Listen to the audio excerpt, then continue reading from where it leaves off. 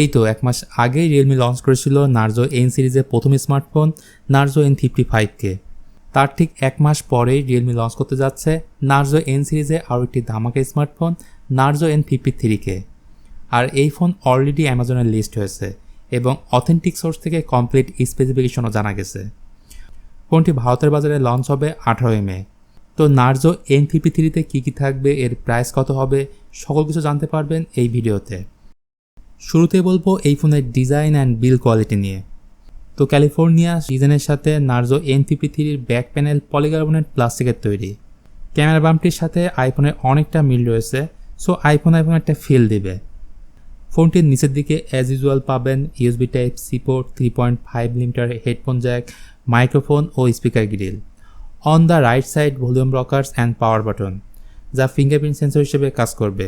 ফোনটির thickness 7.49mm। আর Amazon.in-এর তথ্য মতে ফোনটি দুটি কালারে আসবে, যা দেখতেই পাচ্ছেন।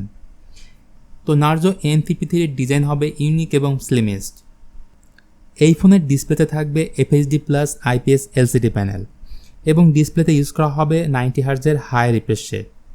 এই ডিসপ্লে ঠিক উপরে থাকবে 5 হোল সেলফি ক্যামেরা। ক্যামেরা নিয়ে বললে এর ব্যাক সাইডে থাকবে ডুয়েল ক্যামেরা সেটআপ, তবে মনে হবে এখানে 3টি ক্যামেরা। মেন ক্যামেরাটি থাকবে 50 মেগাপিক্সেল, আর বাকি ক্যামেরা সেন্সরের ব্যাপারে ডিটেলস তেমন কোনো ইনফরমেশন পাওয়া যায়নি। আবার ব্যাটারি সেকশনে এই ফোনে থাকবে 5000 mAh ব্যাটারি এবং 33 ওয়াটের fast charger in the box, যেটি দিয়ে এই ফোনটিকে 34 মিনিটে 50% চার্জ করা যাবে, এমনটাই জানা গেছে।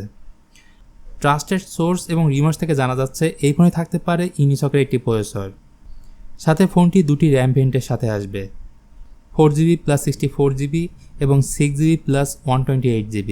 এখানে 6GB র্যামের সাথে আরও 6GB ভার্চুয়াল র্যাম বাড়াতে পারবেন, অর্থাৎ টোটাল র্যাম পাচ্ছেন 12GB।